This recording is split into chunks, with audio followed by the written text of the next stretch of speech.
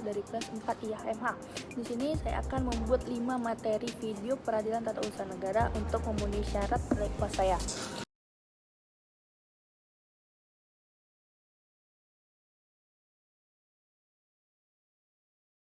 Masuk ke materi 1, yaitu dasar-dasar peradilan tata usaha negara. Latar belakang kehadiran hukum acara peradilan tata usaha negara atau HAPTUN tidak terlepas dari filosofi keberadaan peradilan tata usaha negara, dan keberadaan peradilan tun itu sendiri tidak dapat dilepaskan dari konsep negara hukum atau stat atau rule of law, di mana konsep negara hukum lahir untuk menentang kekuasaan pemimpin yang sewenang-wenang dan absolut. Suatu negara hukum formal atau restat harus memiliki 4 unsur, yaitu 1. Perlindungan hak asasi manusia, yang kedua pemisahan kekuasaan untuk menjamin HAM atau trias politika, yang ketiga pemerintah berdasarkan peraturan-peraturan, yang keempat peradilan tata usaha negara. Berikut adalah sejarah pembentukan peradilan tun. 1. Masa sebelum kemerdekaan. Pengaturan pertama atas penyelesaian sengketa tun terdapat dalam ketentuan pasal 134, pasal ayat 1 IS dan pasal 2 Requirement of the Retracelist Organization at hand the Justice RO yang berlaku sejak 1 Januari 1926 menyatakan A. Perselisihan perdata diputuskan oleh hakim bisa menurut undang-undang. B. Penyelesaian perkara administrasi menjadi wewenang lembaga administrasi itu sendiri.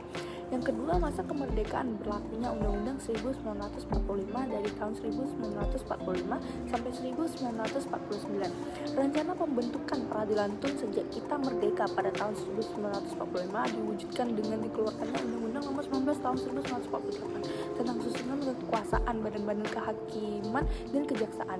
Undang-undang ini tidak mengatur secara khusus mengenai peradilan tun, namun di pasal 66 menyatakan jika undang-undang atau berdasarkan undang-undang tidak ditetapkan badan-badan kehakiman lain untuk memeriksa dan memutus perkara-perkara dalam tata usaha pemerintah, maka pengadilan tinggi dalam tingkat pertama dan Mahkamah Agung dalam tingkat kedua memeriksa dan memutus perkara itu.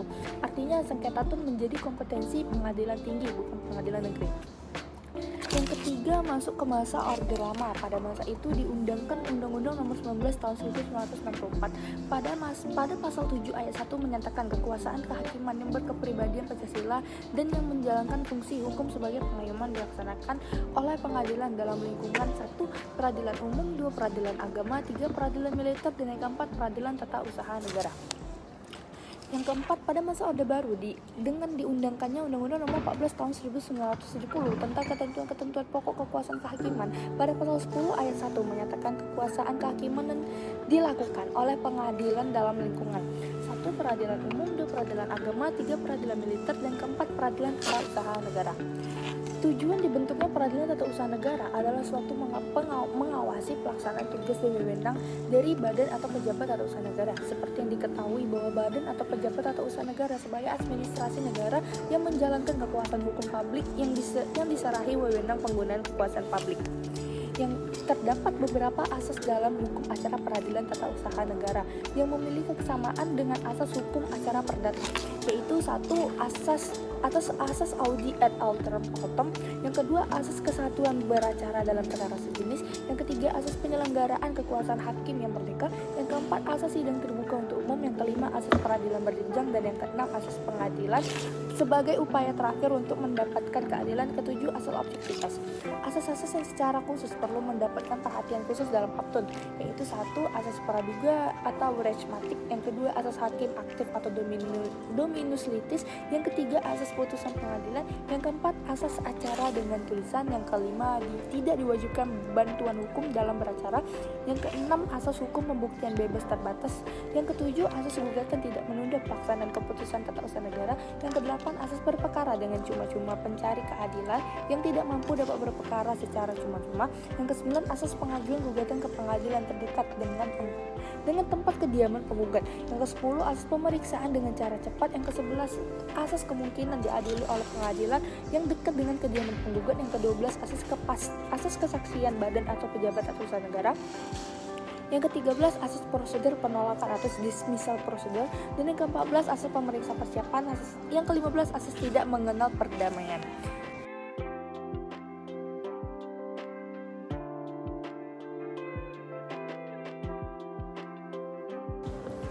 Masuk ke materi 2, yaitu tentang objek dan subjek sengketa di peradilan tun. Yang menjadi objek sengketa di peradilan tun adalah sebagaimana yang disebutkan dalam pasal 1 angka 9 Undang-Undang Nomor 51 Tahun 2009 tentang perubahan kedua Undang-Undang Nomor 5 Tahun 1986 yang menyatakan keputusan tata usaha negara adalah suatu penetapan tertulis yang dikeluarkan oleh badan atau pejabat tun yang berisi tindakan hukum tun berdasarkan peraturan perundang-undangan yang berlaku, yang bersifat konkret, individual, final, dan yang menimbulkan akibat hukum bagi seseorang atau badan hukum perdata, sehingga yang menjadi objek sengketa menurut ketentuan pasal ini adalah keputusan tata usaha negara atau bisa disebut dengan KTUN. Unsur-unsur KTUN ada 6, yaitu 1. Penetapan tertulis, yang kedua dikeluarkan oleh badan atau pejabat tata usaha negara, yang ketiga berisi tindakan hukum tata usaha negara, yang keempat berdasarkan peraturan perundang-undangan yang berlaku, yang kelima bersifat konkret, individual, dan final, dan yang keenam menimbulkan akibat hukum. Dalam pasal 53 Undang-Undang Administrasi Pemerintahan diatur bahwa berlaku keputusan fiktif positif yang berarti sikap dalam pemerintah merupakan tindak persetujuan terhadap permohonan yang diajukan. Sedangkan di Undang-Undang PTUN berlaku fiktif negara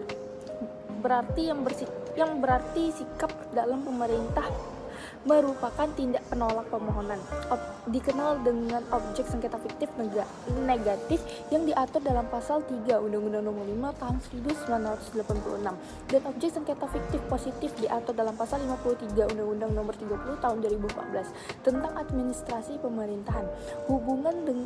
Sehubungan dengan telah diundangkannya Undang-Undang Administrasi Pemerintahan mereka, terdapat perluasan objek sengketa tidak hanya berupa keputusan tetapi tindak administrasi pemerintahan juga dapat digugat di PTUN. Para pihak atau subjek yang berperkara atau bersengketa di pengadilan tun adalah penggugat. Penjelasan pasal 53 Undang-Undang Peradilan Tun yang dapat menjadi pihak penggugat di dalam perkara atau sengketa di pengadilan tun adalah seseorang atau badan hukum perdata yang merasa kepentingannya dirugikan dengan dikeluarkannya keputusan tata usaha negara oleh badan atau pejabat tun, baik di pusat maupun di daerah tergugat.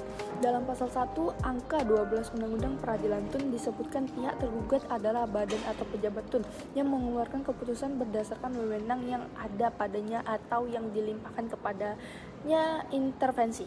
Seseorang atau badan hukum perdata yang merasa kepentingannya dirugikan dengan dikeluarkan keputusan tata usaha negara yang merupakan pihak yang dituju oleh keputusan tun atau pihak ketiga yang merasa kepentingannya dirugikan baik atau prakarsa sendiri dengan mengajukan permohonan maupun atau prakarsa hakim dapat masuk dalam sengketa tata usaha negara dan bertindak sebagai pihak yang membela sengketa haknya atau menjadi peserta yang bergabung dengan salah satu pihak yang bersengketa.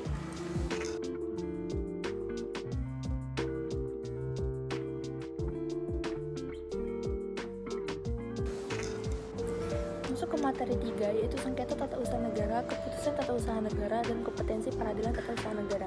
Sengketa tata usaha negara diatur dalam pasal 1 angka 4 Undang-Undang Nomor 5 Tahun 1986. Terus sekarang pasal 1 angka 10 Undang-Undang Nomor 51 Tahun 2009, yaitu sengketa yang timbul dalam bidang tata usaha negara antara orang atau badan hukum perdata dengan badan atau pejabat tata usaha negara, baik di pusat maupun di daerah sebagai akibat dikeluarkannya keputusan tata usaha negara termasuk sengketa kepegawaian berdasarkan peraturan perundang-undangan yang berlaku. Sengketa tata usaha negara itu berawal dari dikeluarkannya suatu keputusan tata usaha negara atau KTUN. Oleh karena itu, keputusan tata usaha negara menjadi dasar lahirnya sengketa tata usaha negara. Unsur-unsur dari suatu KTUN yaitu 1. Penetapan tertulis, 2. Dikeluarkannya oleh badan atau pejabat tata usaha negara, yang ketiga berisi tindakan hukum tata usaha negara, yang keempat berdasarkan peraturan perundang-undangan yang berlaku, yang kelima bersifat konkret, individual, dan final, dan yang keenam menimbulkan akibat hukum. Badan hukum perdata adalah badan hukum yang didirikan berdasarkan hukum perdata. Menurut Indro Harto, yang dimaksud dengan badan hukum perdata adalah murni badan hukum yang menurut pengertian hukum perdata berstatus badan hukum seperti PT, firma, yayasan, perkumpulan, dan lain-lain yang berstatus badan hukum. Oleh karena itu, yang dimaksud dengan badan hukum perdata adalah badan atau perkumpulan atau organisasi atau korporasi dan sebagainya yang didirikan menurut ketentuan hukum perdata yang merupakan badan hukum atau res person murni dan tidak memiliki dual function seperti misalnya provinsi, kabupaten, Bank Indonesia, Dewan Pers, dan sebagainya, yang di samping merupakan badan hukum perdata juga merupakan badan hukum publik. Kompetensi peradilan tata usaha negara. 1. Kompetensi absolut PT UN. Kompetensi absolut berhubungan dengan kewenangan peradilan tata usaha negara untuk mengadili suatu perkara menurut objek, materi, atau pokok sengketa. Adapun yang menjadi objek sengketa tata usaha negara adalah keputusan tata usaha negara sebagaimana diatur dalam pasal 1 angka 3 Undang-Undang Nomor 5 Tahun 1986. Yang kedua, kompetensi relatif berhubungan dengan batas wilayah hukum yang menjadi kewenangan pengadilan tersebut. Dari suatu badan pengadilan ditentukan oleh batas daerah hukum yang menjadi kewenangannya. Suatu badan pengadilan dinyatakan berwenang untuk memeriksa suatu sengketa apabila salah satu pihak sedang bersengketa atau penggugat tergugat berkediaman di salah satu daerah hukum yang menjadi wilayah hukum pengadilan itu.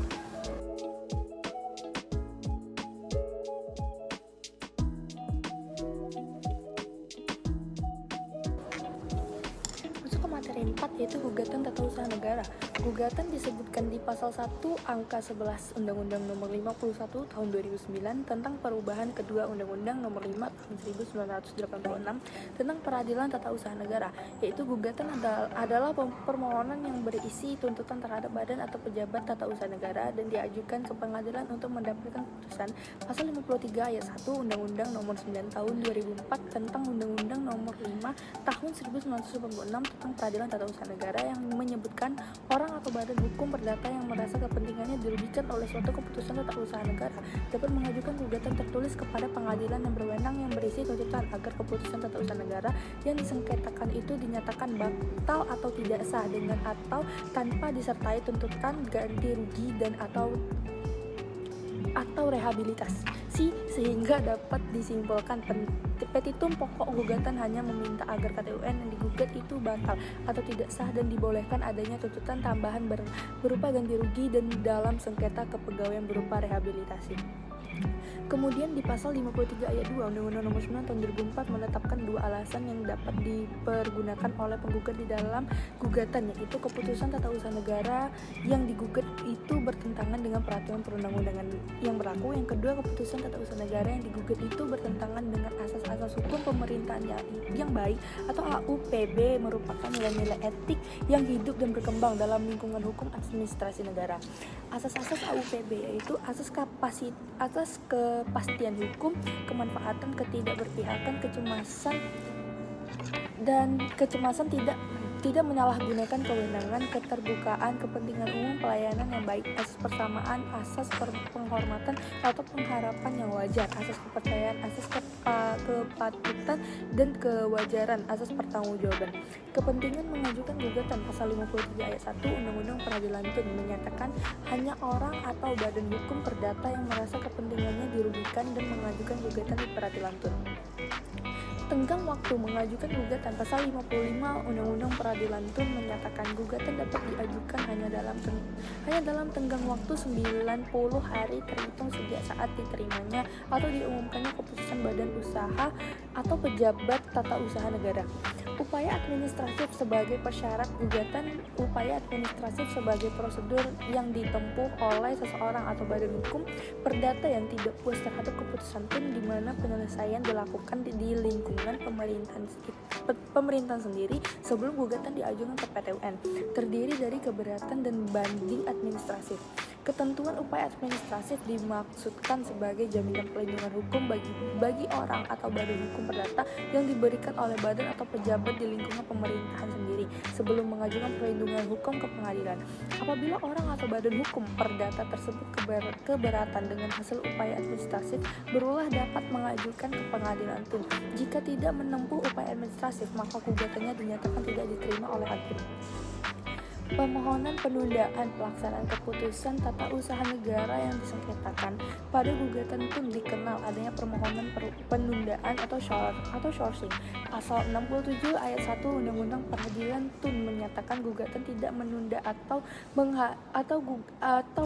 menghalangi dilaksanakannya keputusan badan atau pejabat Tun serta tindakan badan atau pejabat Tun yang digugat. Namun dalam keadaan tertentu demi perlindungan hukum, penggugat dapat mengajukan permohonan agar pelaksanaan KTUN ditunda selama pemeriksaan berjalan sampai ada putusan pengadilan yang berkekuatan hukum tetap. Format gugatan ada dua, yaitu syarat formal. Gugatan harus memuat satu, nama kewarganegaraan, tempat tinggal dan pekerjaan penggugat atau kuasanya. Yang kedua, nama pejabat, tempat kedudukan tergugat, dan syarat material. Secara material, gugatan harus menguraikan tentang dasar gugatan dan tuntutan atau petitum.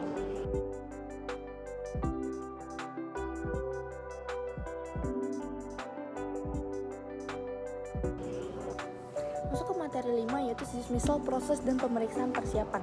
Kekhususan dalam Haptun ini maksudnya adalah bahwa adanya dismissal, proses dan pemeriksaan persiapan yang tidak dimiliki oleh hukum secara lainnya. Proses ini dilaksanakan oleh Ketua Pengadilan Tata Usaha Negara. Istilah proses dismissal tidak terdapat dalam Undang-Undang Peradilan Tun. Tahapan dismissal proses dalam tahap ini, Ketua Pengadilan akan memeriksa berkas gugatan dan Ketua Pengadilan Tun dapat mengambil dua sikap. Satu, apabila Ketua Pengadilan Tun menganggap bahwa perkara tersebut layak dilanjutkan proses pemeriksaannya karena telah sesuai dengan Undang-Undang Peradilan Tun, maka Ketua akan menandatangani form lolos dismissal yang telah tersedia di Pengadilan Tun.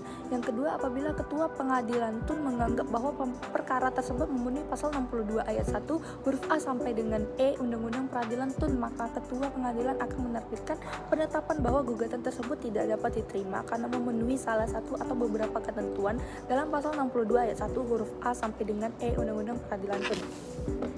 Perlawanan terhadap penetapan dismissal terhadap penetapan Ketua Pengadilan Tun yang menyatakan gugatan tersebut tidak dapat diterima karena memenuhi salah satu atau beberapa ketentuan dalam pasal 62 ayat 1 huruf A sampai dengan E Undang-Undang Peradilan Tun, penggugat dapat mengajukan perlawanan sebagaimana diatur dalam pasal 62 ayat 3 Undang-Undang Peradilan Tun yang pada pokoknya cara pemeriksaan perlawanan terhadap penetapan proses dismissal. Undang-Undang Peradilan Tun tidak mengatur secara rinci tentang cara pemeriksaan terhadap perlawanan penetapan dismissal, akan tetapi diatur dalam Surat Mari nomor 224/TD Tun /10/1993 tanggal 14 November 1993 perihal jungklak yang dirumuskan dalam pelatihan Hakim Pengadilan Tata Usaha Negara tahap 3 pada angka 7.